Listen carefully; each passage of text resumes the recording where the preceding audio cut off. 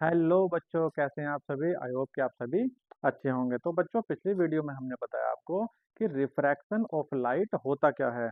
आज हम आपको बताने वाले हैं रिफ्लेक्शन ऑफ लाइट के बारे में। तो चलिए वीडियो को जल्दी से स्टार्ट करते हैं।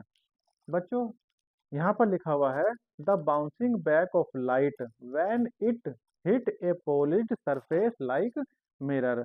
कहने का मतलब ये है कि यदि मेरे पास कोई पॉलिश किया हुआ नीचे से सरफेस है, सरफेस है या फिर जैसे मिरर, ठीक है। मिरर को मैं ऐसे पकड़ा हुआ हूँ, नीचे से वो पॉलिश्ड है और ऊपर का जो एरिया है वो है जिसमें हम अपना आईना देखते हैं, अपना चेहरा देखते हैं, ठीक है। तो ये कह रहा है कि जब कोई लाइट इस सरफेस पर टकराएगी तो उसी प्रकार से वापस चली जाएगी। तो उसी को हम कहते हैं रिफ्लेक्शन ऑफ लाइट। ठीक है बच्चों, यहाँ पर लिखा हुआ है the bouncing back of light when it hit A polished.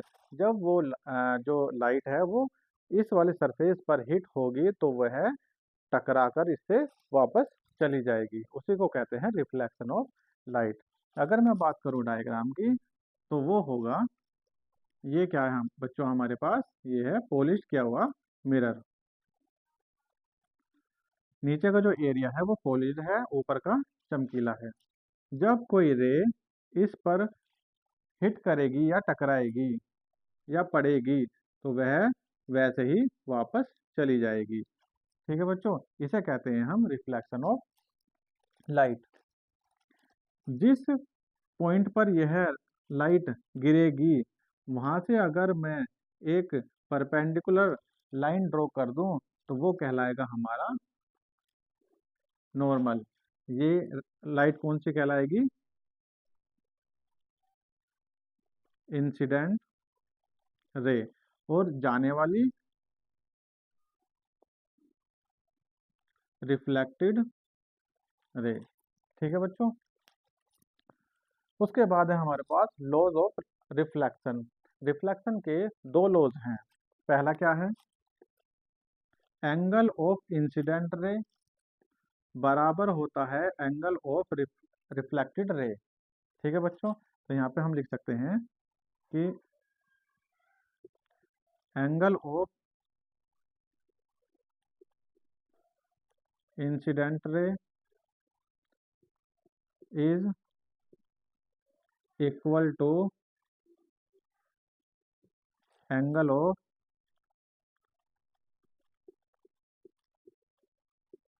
Reflected ray. ठीक है बच्चों, तो कहने का मतलब ये है कि जो इंसिडेंट रे है और नॉर्मल के बीच जो एंगल बनेगा वो बनेगा हमारा इंसिडेंट एंगल ऑफ इंसिडेंट। और नॉर्मल और रिफ्लेक्टेड रे के बीच जो एंगल बनेगा वो बनेगा हमारा एंगल ऑफ रिफ्लेक्टेड रे, एंगल ऑफ रिफ्लेक्टेड या रिफ्लेक्शन। ठीक है बच्चों। अच्छा, दूसरा जो लो है वो क्या कहता है? यहाँ पर हमें इस डायग्राम में क्या कितनी चीजें दिखाई दे रही हैं? एक इंसिडेंट रे, एक नॉर्मल और एक रिफ्लेक्टेड रे। तो यहाँ पे हम लिख सकते हैं द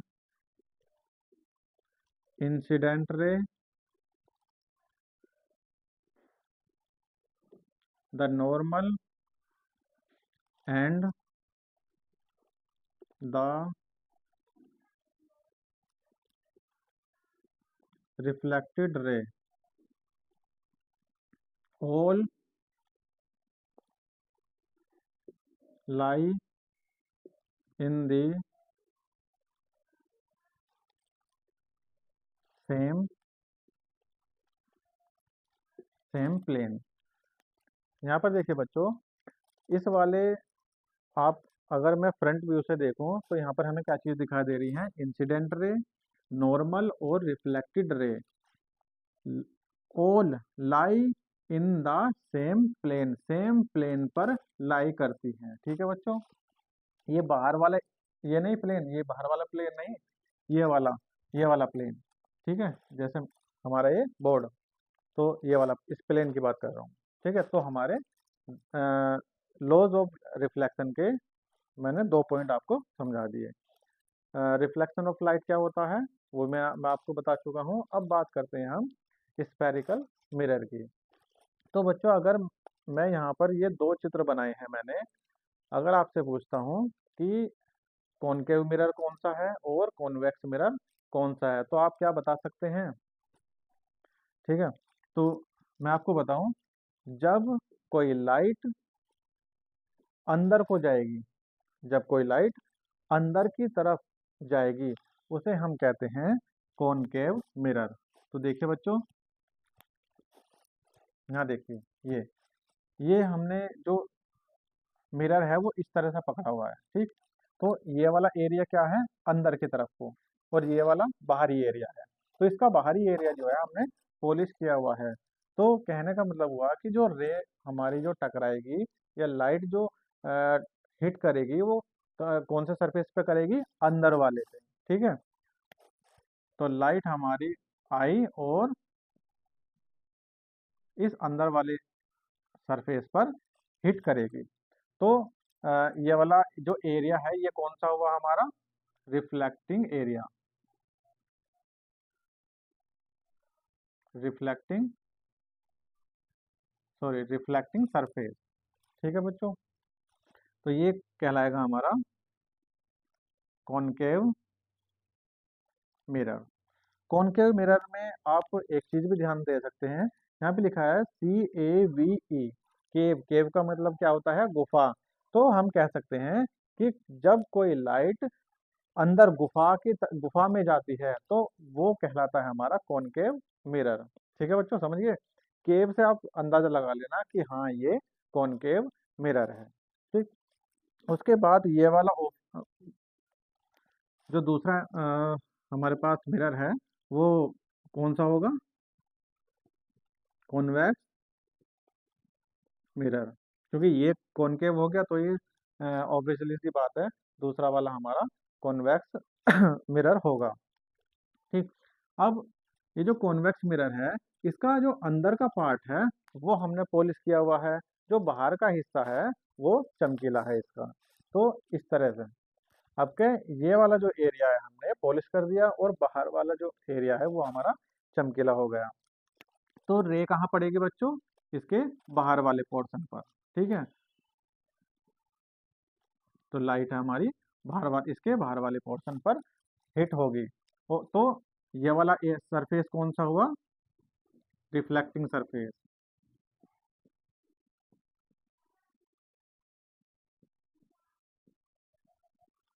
ठीक है।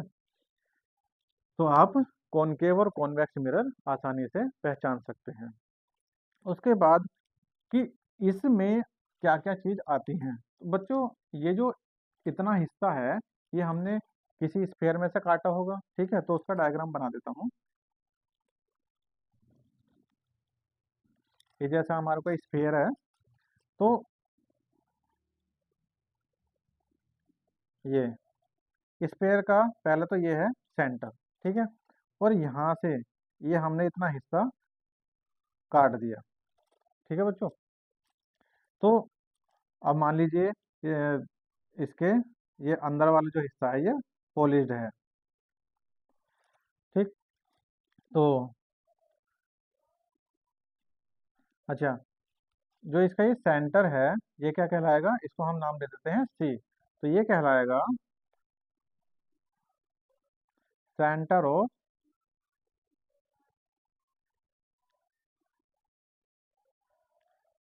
ऑफ कर्वेचर, C, ठीक है बच्चों। उसके बाद ये जो इतना पोर्शन है हमारा मिरर वाला, इसकी हम बात कर रहे हैं। तो इस वाले एरिया का या मिरर का जो मिड पॉइंट होगा, इस वाले एरिया का जो मिड पॉइंट होगा वो क्या कहलाएगा, पोल, ठीक है। ये कहलाएगा पोल P, ठीक है बच्चों। मिड पॉइंट ऑफ दिस पोल कहलाएगा। उसके बाद इस पोल से इस सेंटर तक की जो डिस्टेंस होती है वो कहलाएगी